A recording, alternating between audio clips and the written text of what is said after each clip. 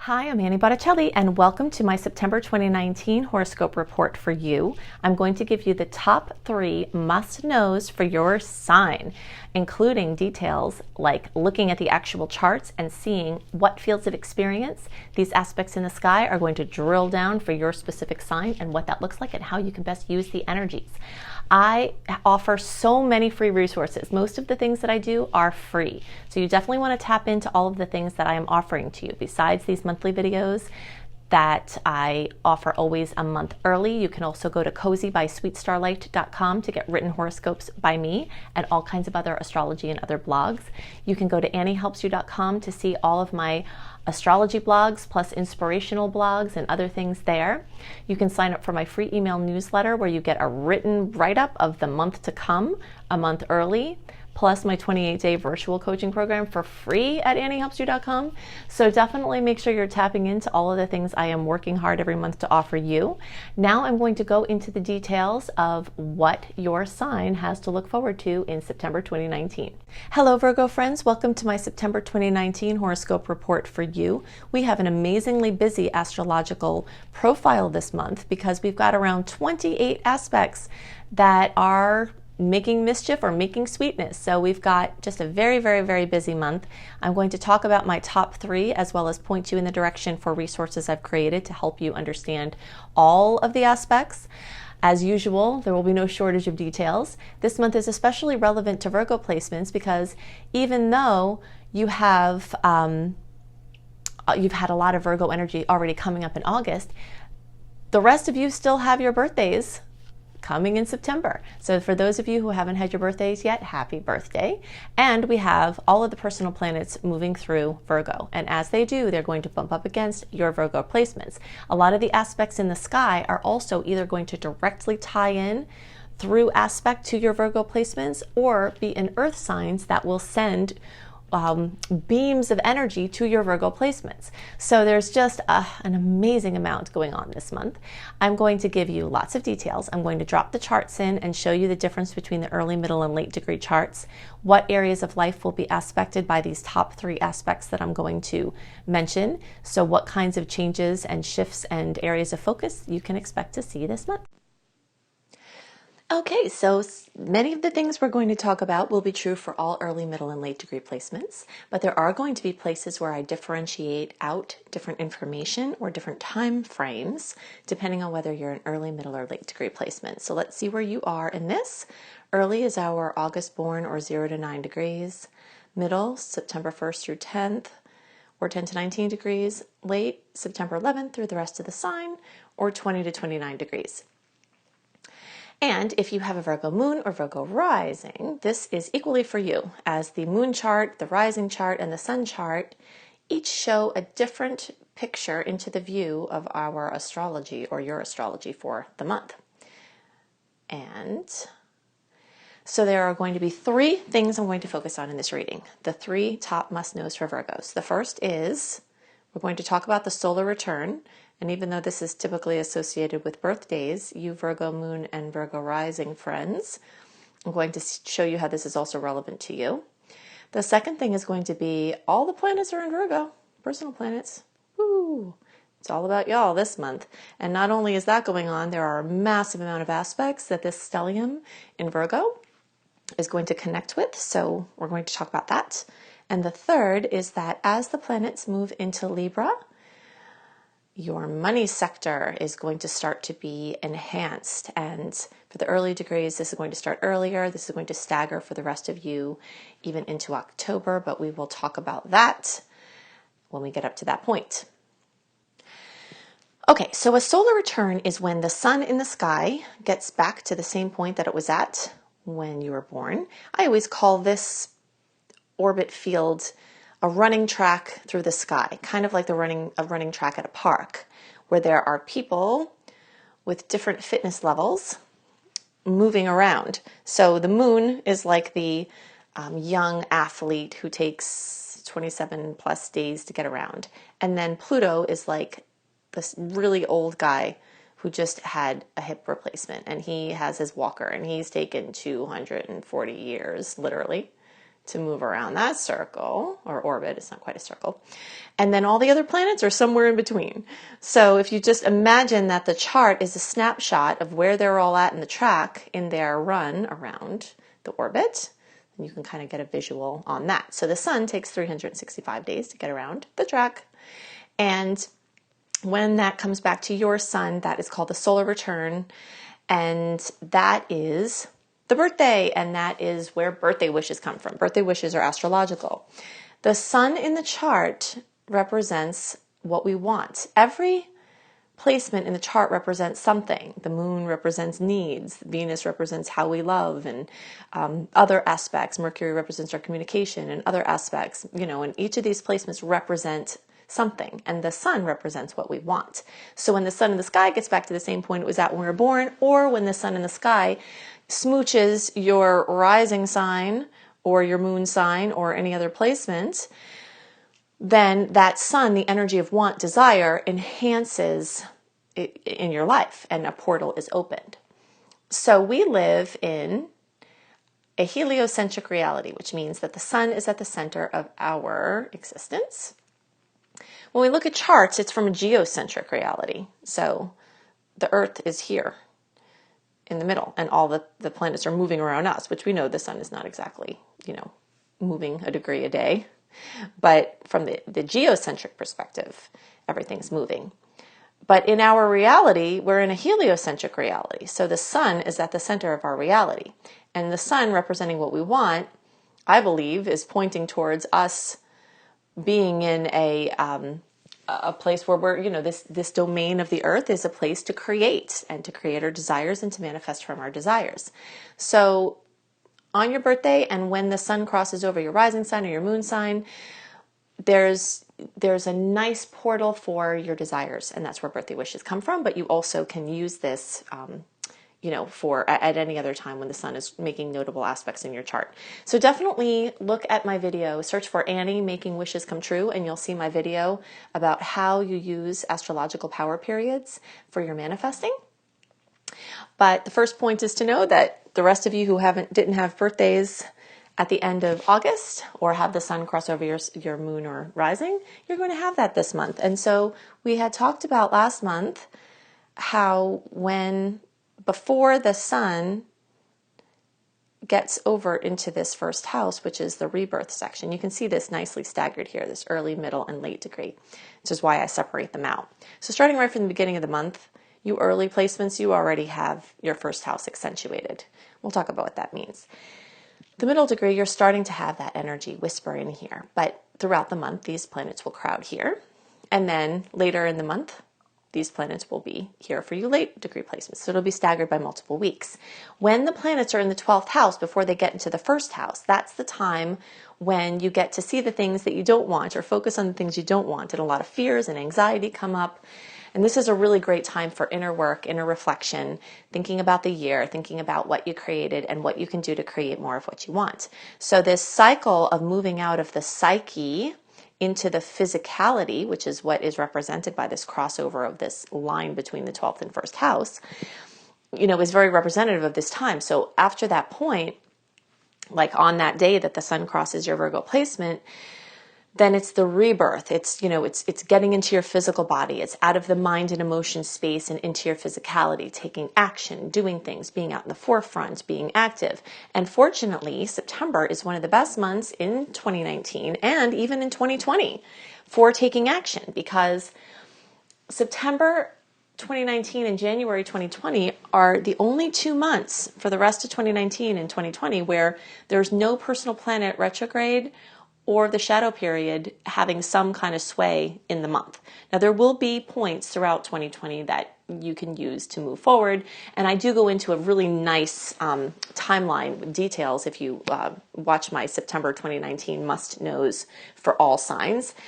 But suffice to say that if you have to take some action or get your ducks in a row for a launch, this is going to be the time that you want to do that. And so as these planets get into the first house, you'll probably have a lot of oomph and impetus to get stuff done.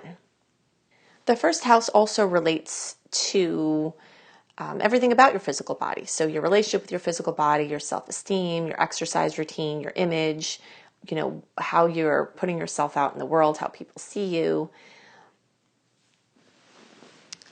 and all of those kind of things. Okay, so the next thing we want to talk about is how we've got a Virgo stellium. So between the end of August and the beginning of October, every one of these planets, I'm using the early degree chart, but I'm talking about all of this is for all Virgo placements now.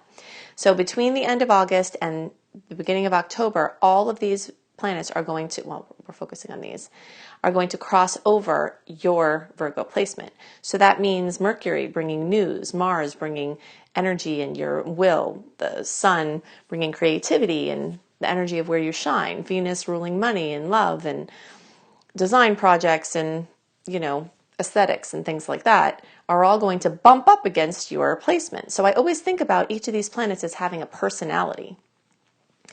And so they bring the essence of their personality in, and then the sign is the mood they're in. So everybody's in a Virgo mood.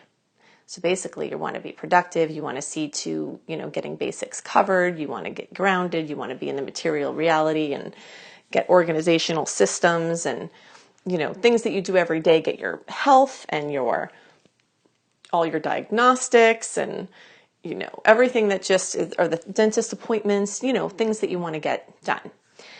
So we're still talking about all early, middle, and late, even though I'm using the early degree chart here. But what I want to show next is that all these Virgo placements are going to trine all of these Cap placements.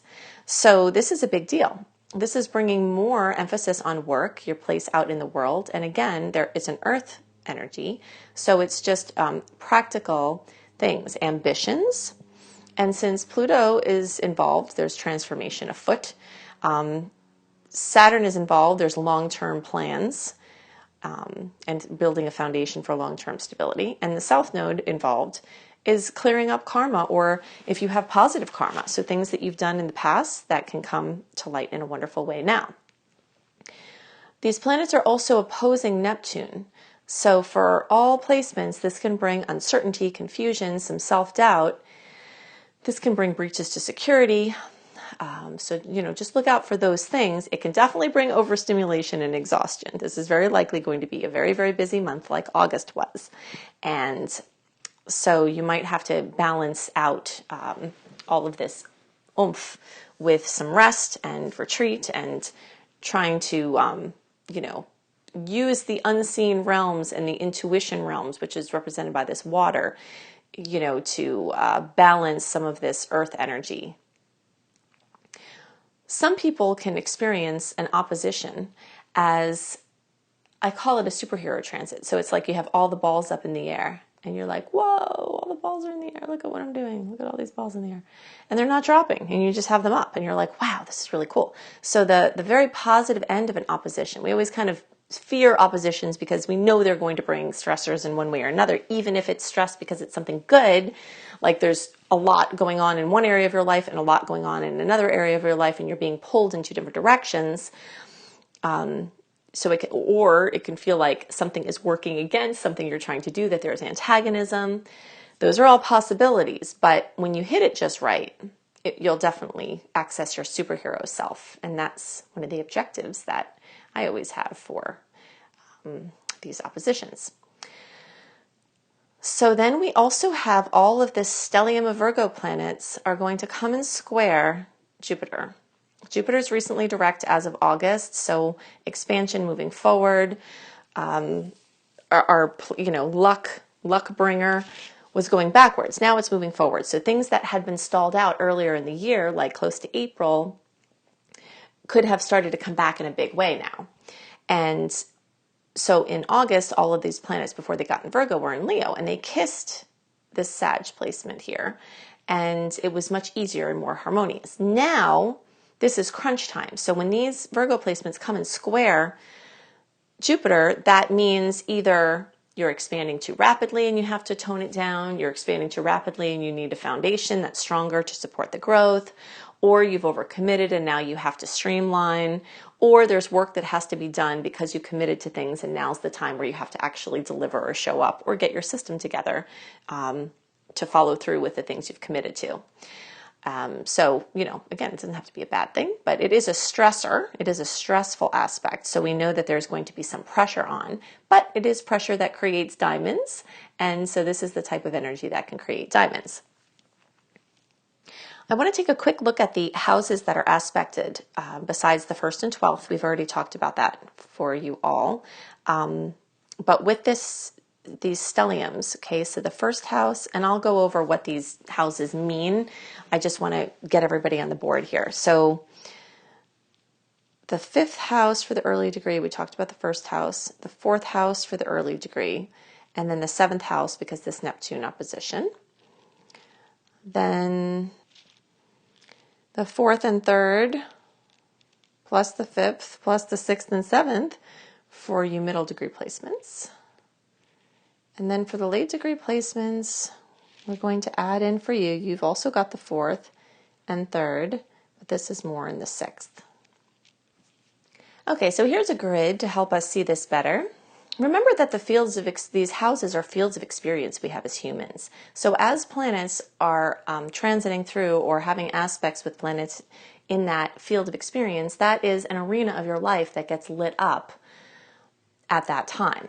And that's why we want to focus on that, so we know what areas of life are going to be coming up as hotspots for you.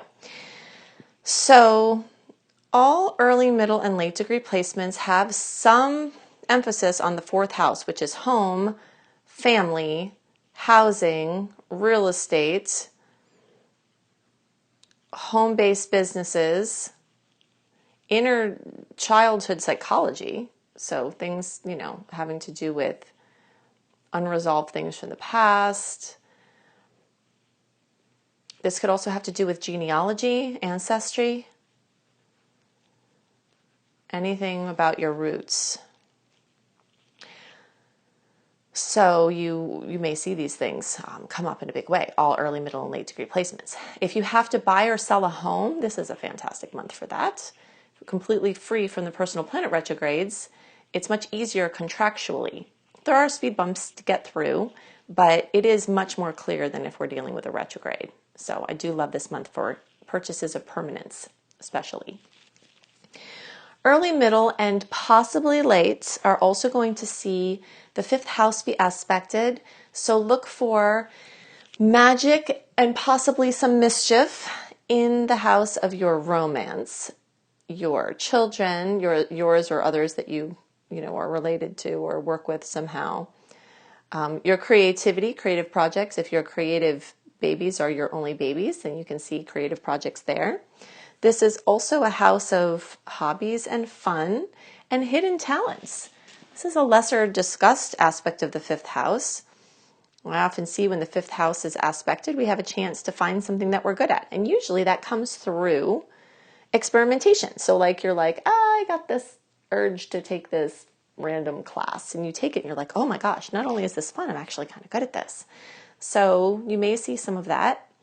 I like to call the 5th house also the bucket list house, because since it holds, the things that light you up, that make you feel inspired, things that you've always wanted to do can be here. And September is a great time for getting a list together and getting a system of like, okay, this is what I want to do, and this is my timeline for doing it, and this is how I'm going to pull us through.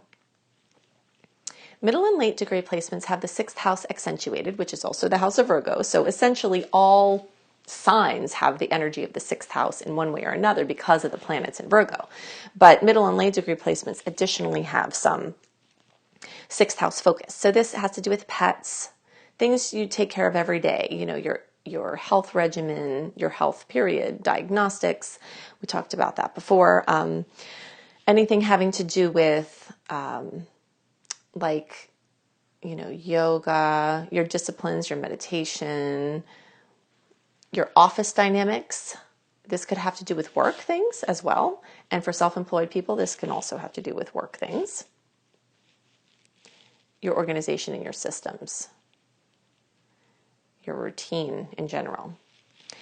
And then the early and middle have some extra emphasis on partnerships.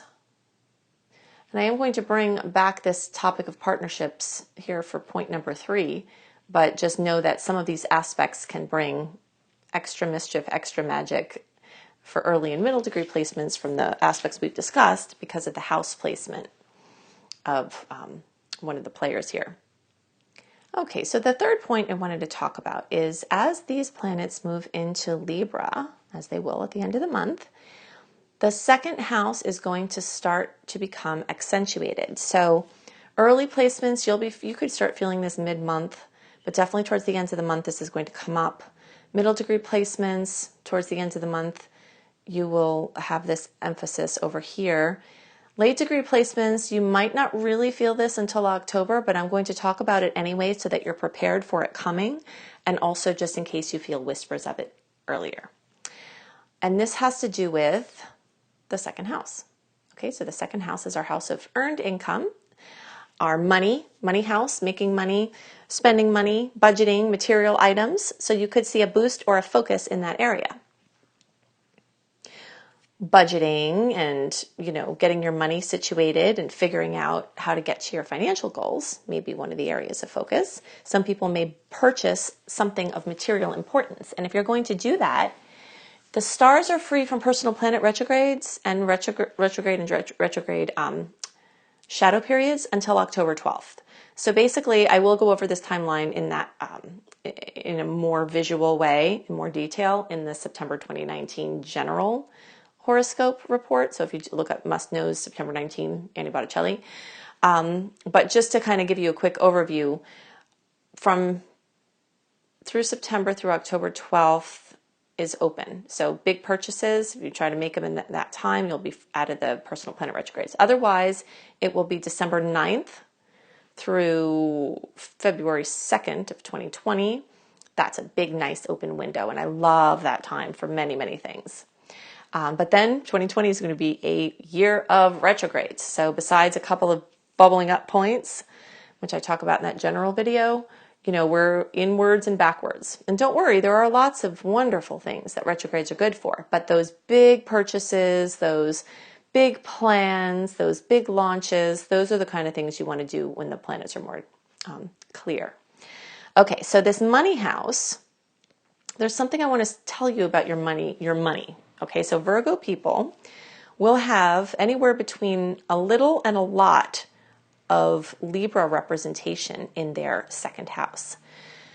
This means that the energy of partnership, collaboration, having help from others, helping others, advising others, being advised by others, consulting, all of these things, working with your marital partner, working with the business partner, clients, that all of those things can be very relevant for your finances. Not everybody has links like that. It makes sense. Yeah, you have to deal with people in some way or another to make money. But the degree to which partnership comes into play when you're doing your money can be increased because of this Libra energy in the second house. And even those of you later degree placements who have less Libra energy in your second house, you have Scorpio energy, which again is a partnership sign. So just keep that in mind as we, are in the end of September and into October. If you're trying to get your money strategies together, maybe an advisor, like just paying a professional a small amount could save you so much money. People avoid it. They try to do everything themselves, but you could pay $200 to talk to an accountant and get things situated, and they can save you thousands of dollars every year. Things like that. So keep that in mind for your finances, and as you get your goals together, working with other people or getting help from other people could really expand your finances. Okay, so a really busy, overwhelmingly, I'd say, positive month for Virgos, but very, very, very, very intense. Lots going on. Definitely try to keep rested. Definitely try to keep your supplements up. Keep your exercise routine up, because you're definitely going to have to access your superhero status this month. But you'll get to access your superhero status, right? So that's amazing. So if you love details like these, I have so many more places that you can get resources for this month and in general astrology. So definitely listen to my video, September 2019 Must Knows for All Signs. That's going to give you lots more details about how these aspects can show up and how you can best use them. I have written horoscopes that are usually talking about things different than the videos for each month. So you can see those at cozybysweetstarlight.com. There are also astrology and other blogs there at cozybysweetstarlight.com. You can go to anniehelpsyou.com to see my massive amount of astrology blogs to help you with transits that are occurring now, and other goodies on my site. You can sign up for my free email newsletter at anniehelpsyou.com, which will get you a write-up about the general aspects with all of them listed so that you have them for your planning purposes, always a month early. So you can do that at anniehelpsyou.com. Plus you get my free 28-day coaching program called Shine when you sign up for my free email newsletter. So I also have astrology education. So all the things I just listed are all free, and I do those for you every month. But I also have some even more in-depth astrology education options at anniehelpsyou.com that you can check out. I would love for you to learn with me. Definitely check out my book, Radical Prayer, Transform Your Life and the World in 28 Days, an Amazon bestseller, and a wonderful companion for my fellow spiritual seekers. So you can see that on Amazon or at radicalprayerbook.com. And you can check out my husband's site for even more resources that he offers, which is iamhelios.com. So he's B.R. Newman at iamhelios.com. I hope you have a wonderful month, and I'll see you next month. Bye.